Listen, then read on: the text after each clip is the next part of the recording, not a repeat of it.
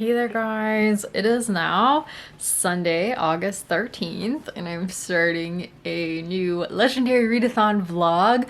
Super excited about this. I've been looking forward to doing this for so long. So long. I've been wanting to read about Joan of Arc and I'm finally doing it. So I've got here, I've also got New Moon here. So let me just give you a brief rundown of my TBR. Currently, I'm on reading sprints with my co-hosts of Legendary Readathon. So my TBR is Cloud Cuckoo Land, which is set all around the Greek fable, The Golden Ass by Apuleius. So it tells the story of Apuleius inside the story of Cloud Cuckoo Land, so I don't feel like I need to go read The Golden Ass, but maybe I will. I don't know. We'll see. That's one thing that I'm going to be really working on finishing this week. And then the other things are Helen Castor's Joan of Arc, which I'm trying to read physically. It's been a bit hard for me to get into it because it doesn't start off right with Joan. It starts off with like lots of names and places that I'm not familiar with. Because I didn't know anything about like the 100 Years' War, I went ahead and read this summary of it on Britannica. I wish that I could read the whole article, but I'm not about to subscribe to this encyclopedia, which maybe is selfish of me. I would really love to actually have access to Encyclopedia Britannica, but even this short summary actually helped me because it picks out certain important names of this period, at least about the 100 Years' War, and Joan of Arc is mentioned in it. Hello again.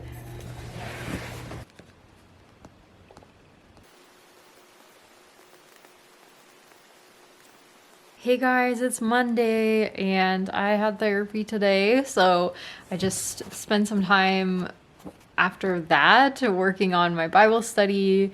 I'm studying forgiveness a little bit because in Luke 6, I just read the Beatitudes, and what an amazing section that is. I just feel like that is Jesus's whole life advice is the Beatitudes.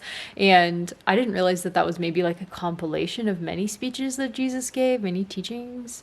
But yeah, it's so good. And I've never really had people that I had to forgive in my life. People are just generally so kind to me.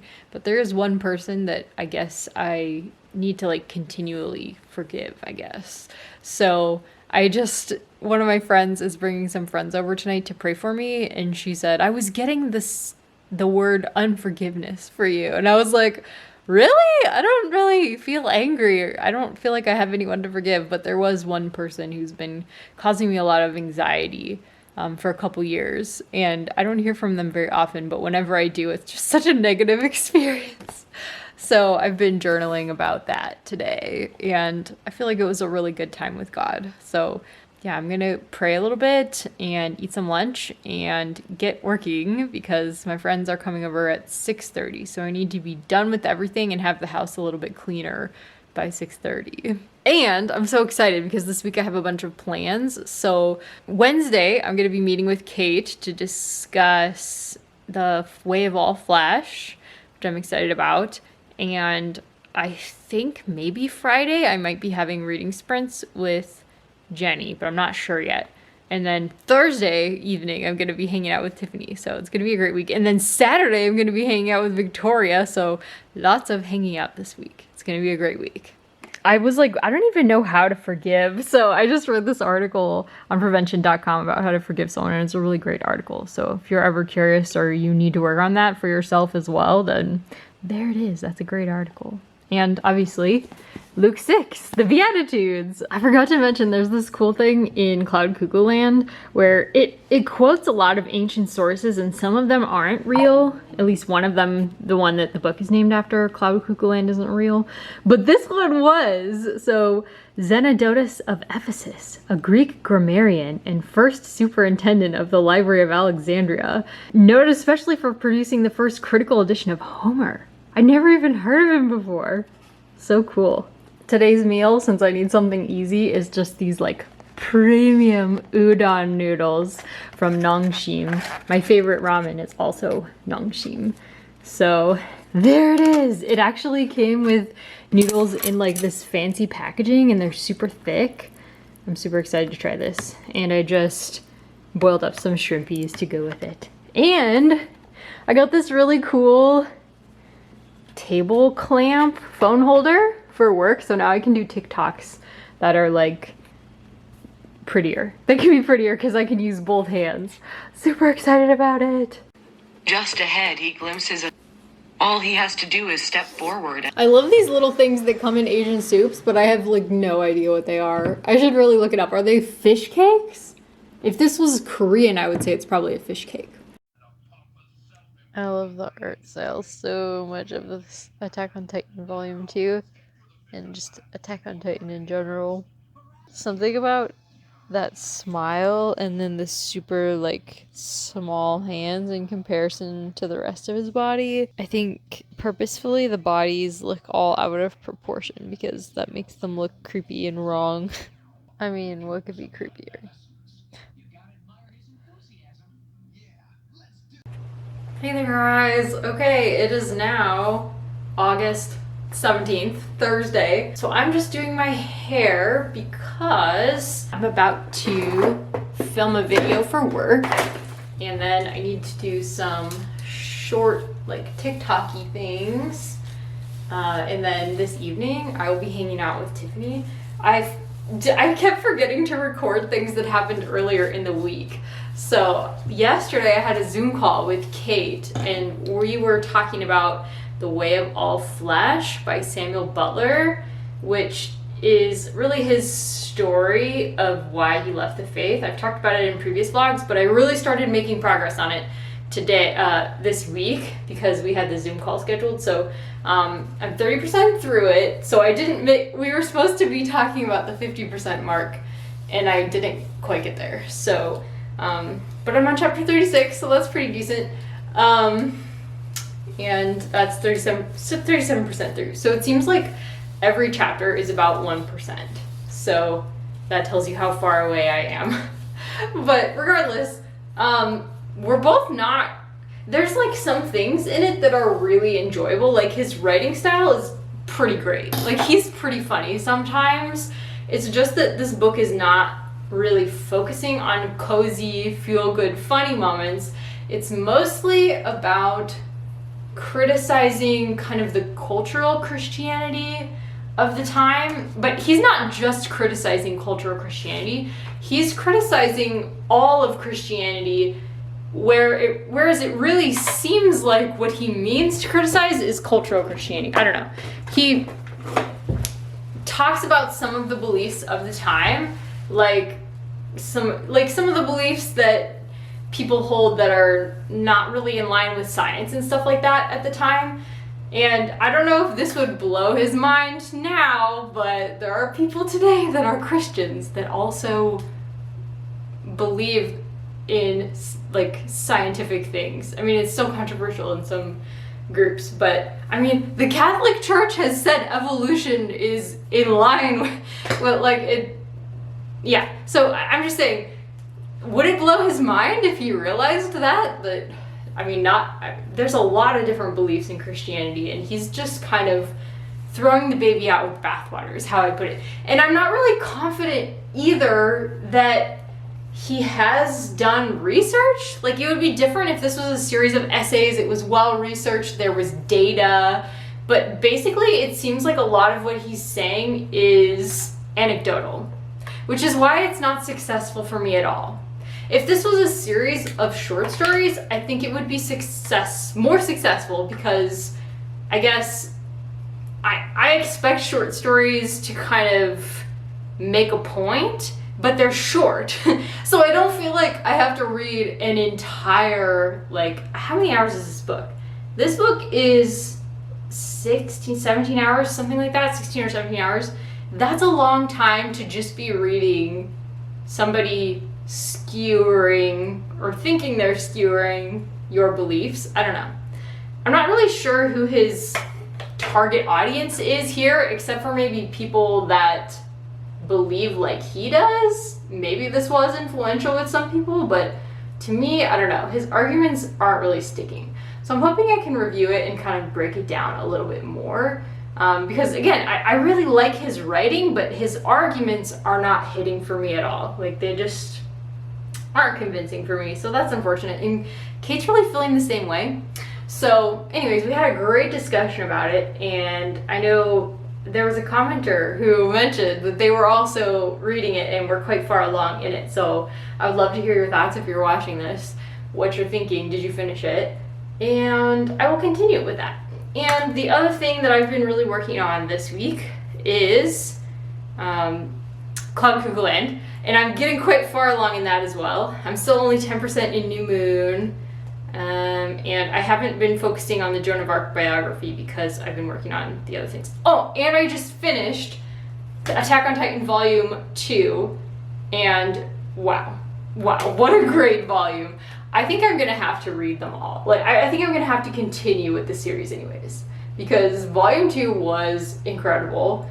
It is really intense, and I'm gonna have to kind of be careful how much of it I read, because I think it would easily give me nightmares, and I can't read it like right before bed, which is a lot of times when I read manga, because I usually am reading manga to relax. I've just been realizing this lately. I have to spend a lot of time on my health. I mean, you guys probably know this because you see, but I have to do multiple rounds of stretches for my back, multiple rounds of stretches for my feet, multiple times a day. I have to make all my food from scratch. I can't really process food. I sometimes am a little bit too hard on myself, I think, as far as getting work done, because I'm like, how? I have a job. Why can't I work more on this job? The answer is I have to spend a lot of time on physical care for my body. So I get a little bit hard on myself sometimes. It's not a huge deal if I don't work as many hours as I guess I would like. And if I can only get 10 hours a week, it's not a big deal. I'm doing the best that I can for sure. So, and my boss understands that. Why can't I understand that if my boss understands that? I don't know. Anyways, I'm gonna get some work done, and I'll talk to you a little bit later. Oh, I didn't tell you Cloud Cuckoo Land. Oh, and I did start listening to Beyond the Story again because it came back in from the library, and I'm so excited. Honestly, it hasn't been like the best memoir that I would say. I just feel like it's not written all that well. I don't know. Maybe it's because I haven't been in Army for that long, or maybe it's because some of it's just going over my head. I don't know. I just feel like it's not the best memoir that I've ever read. But it is interesting to hear their story. I thought the beginning was the best part. But anyways, I'm gonna still finish it. And there have been like some really cool things in it, like, he wasn't quoting RM, but he was describing how RM, the writer was describing how RM feels about art, and how art is like a way for RM to converse with himself. RM is Rat Monster, or Namjoon, that is the leader of BTS, and he has a lot of writing credits for BTS, so and he's a rapper. So I just love hearing where he gets his inspiration from. He finds that art is, it gives him a chance to learn more about himself and talk with himself, and it's like the lens through which he learns about the world, art is, which I just love. I think it's great. So I am enjoying it, and there's been some things in it that I really enjoyed. I don't know why, but my hair is just like sticking up. I should probably blow dry it, but nobody at the library cares. Literally nobody cares. Okay, I've got my computer open. So the other thing though was Cloud Cuckoo Land. I was getting a little bit bored with Cloud Cuckoo Land because I had mostly switched to audiobook because I was just really trying to make my way through The Way of All Flesh. But something happened in, I think, chapter 9. So I should tell you about the perspectives. There's one perspective on a spaceship.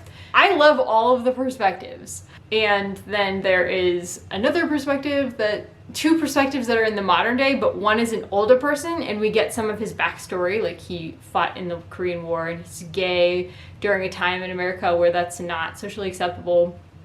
And then the younger perspective in the modern day is of an autistic boy who is like an activist, I guess you would say, for animal rights, like the earth. He's trying to protect the earth.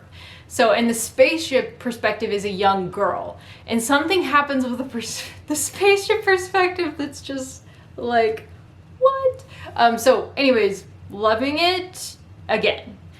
I was getting a little bored for a little while, but I'm loving it again. It's really good. I think I might just try to listen to the rest of it so that I can make my legendary readathon dreams all come true.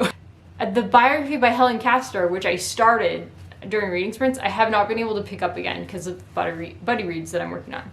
So next week, but Cloud Cuckoo Land totally does count for legendary readathon. It involves the story of the Golden Ass by Apuleius.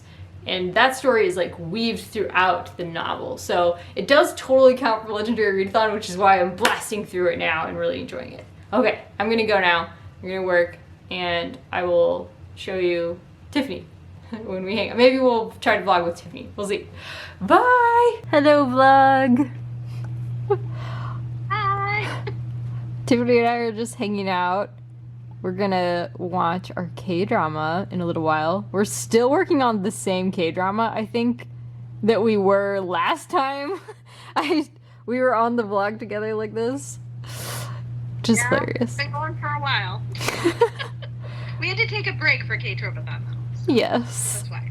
I didn't realize though that we had started this one in like March or something. When was it? Was it in March? Yeah, I think it was like February or March. It's been a long time.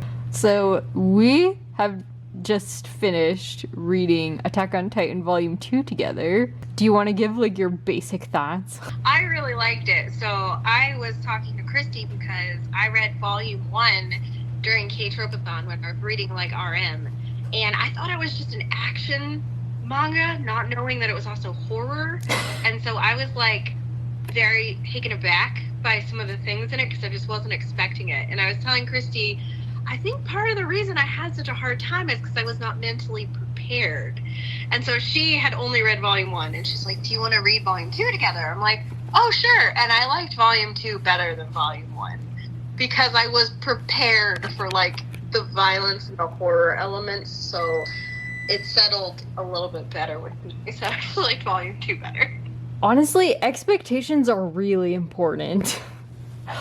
If you're going into a book expecting, like with Mistborn versus The Way of Kings, like you're, oh my God. Yeah, like if you're going in expecting Mistborn into Way of Kings, you're gonna be like, what the heck?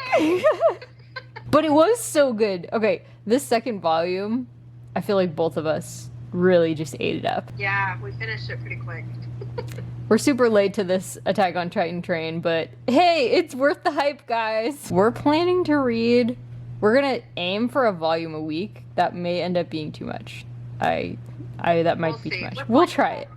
We're excited to finally have a long ongoing buddy read to do together because this year we've done like lots of group reads, but not that many reads, like just the two of us. Okay, we're gonna go watch our K-drama. So thanks for watching our vlog. Bye. It is. This is my vlog now too.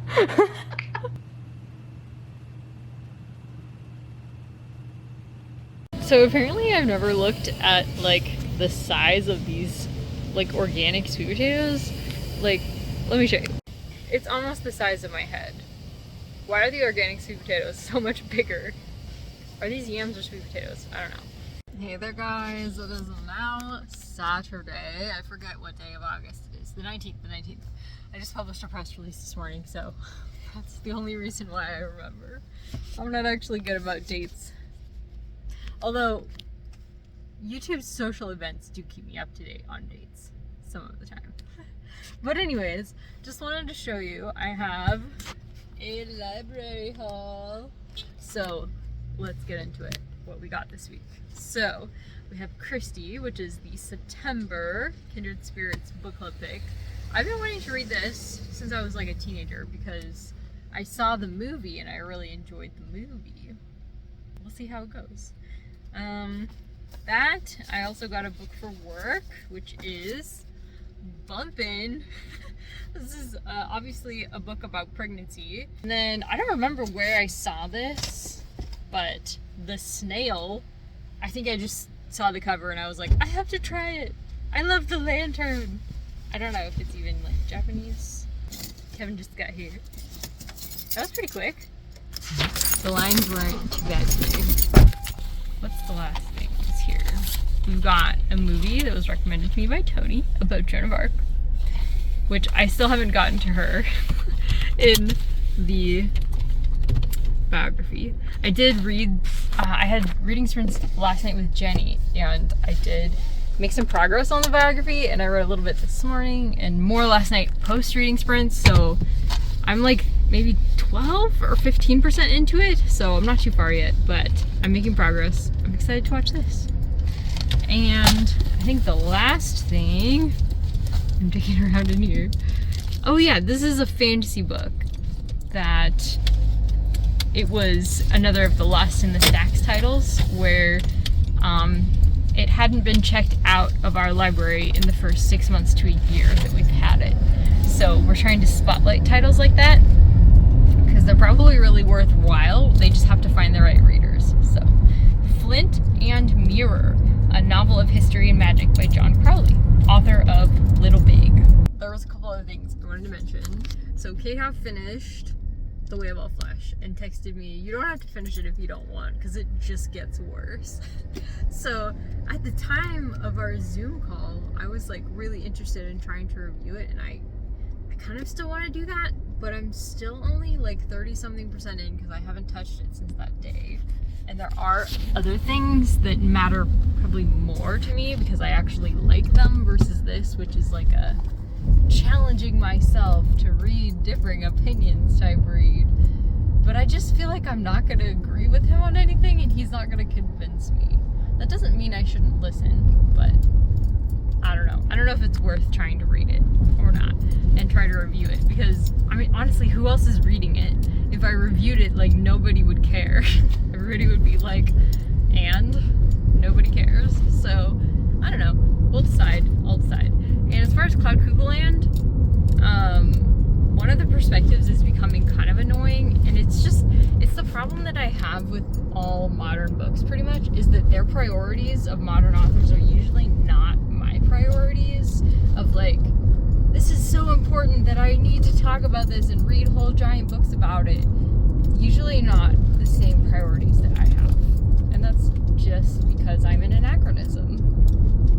We're pondering the mystery of why stores carry Mountain Dew Baja Blast when nobody likes it. Do any of you guys like Mountain Dew Baja Blast? Because we don't know anybody who actually likes it. Kevin and I also tried the Westing game and DNF'd it in Death Valley. I read on 23%. It was fine. It was just kind of slow, too many characters. I definitely couldn't follow it on audiobook.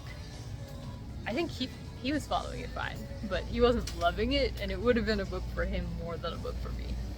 So we DNF'd. Hello vlog! I'm hanging out with Alana Estelle today. Hi YouTube. You all probably know Alana's channel. Am I that cool? Definitely. What are you reading right now? Okay. Oh, so I'm reading a pre-release. Mm-hmm. One of them is called "It's My Veil." That's Veil, rather based off Simone Veil, the French philosopher. Ooh. But it's like set in Manchester, England. It's post. I don't know. It says it's apocalyptic. I can't get it. It's a satire on academic life. These really wacky PhD students who have like the most ridiculous majors. Ooh. So he's also a philosophy professor, the author, and so he's having a satire about PhD students while he's a professor, and it's really kind of great. And like they all have these crazy philosophies, and they capitalism this, but it's capitalism that, or like heterosexuality this, but it's all a satire, and so there are also really interesting conversations on religion. Ooh. It's pretty nuanced, which I appreciate. Mm-hmm. I'm also reading Sorrow and Bliss by Meg Mason. I think that's pretty popular in the book world. Mm-hmm. It's okay. I'm about maybe not 100 pages in, maybe 60-something pages in. It's okay. It's probably a solid 3 for me. Okay. And then I'm reading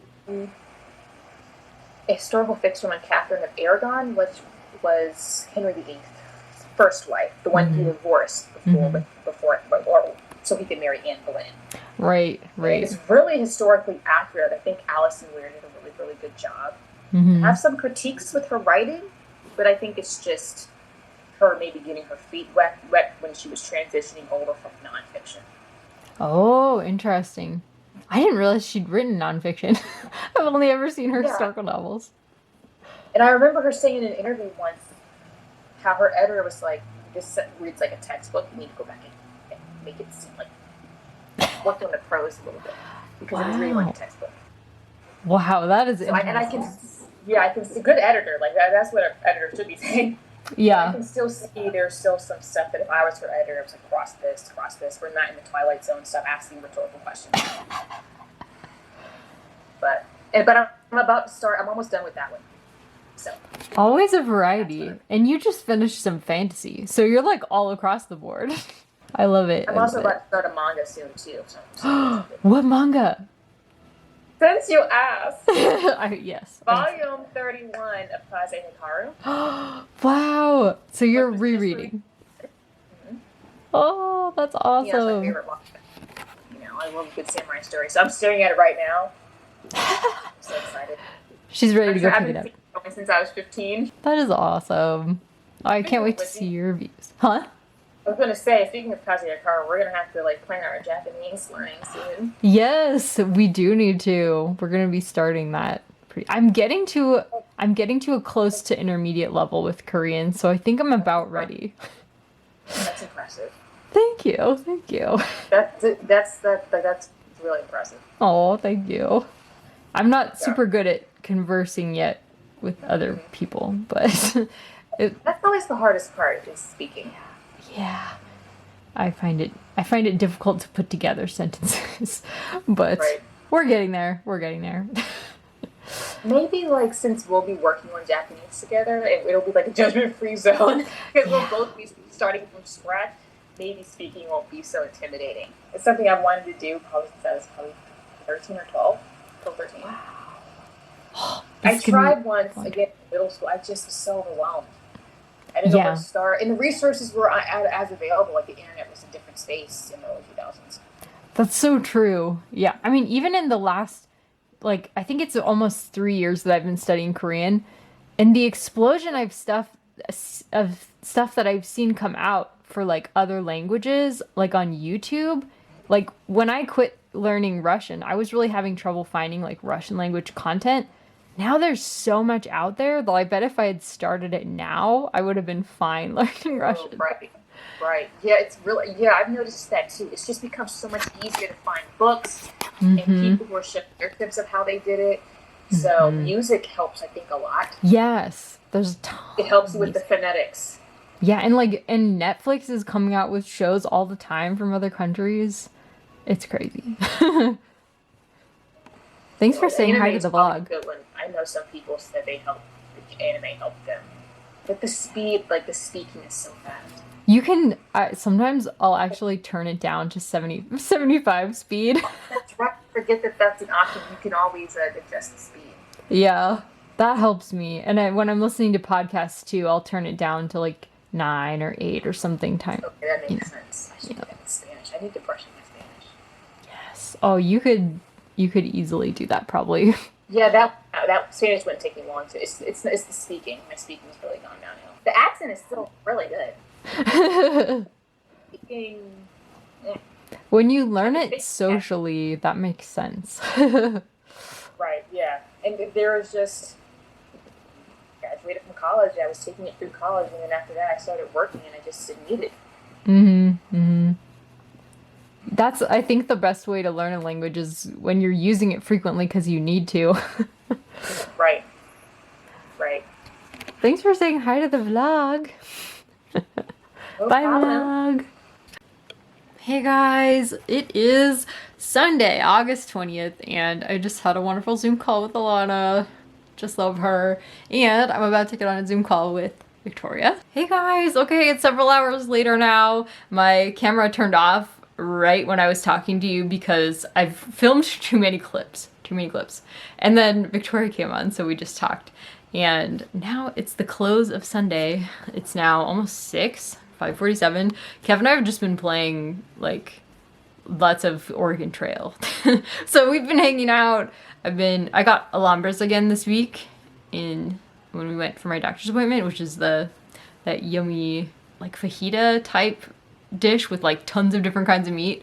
So good. So it lasts me for like 3 days later. I'm still eating it 3 days later. And I put it over like some squash. It's like the most delicious meal ever. It leaves me in a great mood because I will just happily eat it over squash.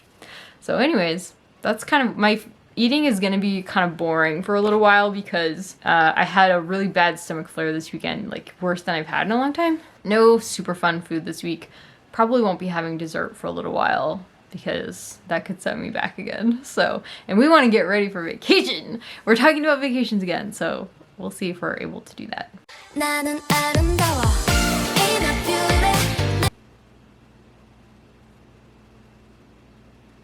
Hey guys, it is now Monday, so I think I'm gonna extend this vlog a little bit because I'm almost finished with Cloud Cuckoo Land, and I just wanted to show you. It's so like weirdly overcast. Look at the mountains. You can barely see them. Those mountains are really close, so it's crazy that they look like that. And I think it's because, did you guys hear about the hurricane warning in Southern California? Wild. Yeah. I'll let Victoria talk about that because she actually experienced it, but wild. Anyways, that's all for now. Hey there, guys. I finished Cloud Cuckoo Land, and this vlog's already really long, so we're just gonna end it today. So, Cloud Cuckoo Land. The ending was really good. The beginning was really good. The middle, pretty up and down for me. I know that I missed a lot because I was listening to it from about 40% on. How I was getting through it originally, I read the first 40% physically. It's easy enough that I could just read it myself without listening to an audiobook with it. I would sometimes listen to the audiobook and then track over what I listened to again by rereading that portion. But I definitely enjoyed it more when I was reading it physically because I think part of the enjoyment was just the writing style. The style was really fun.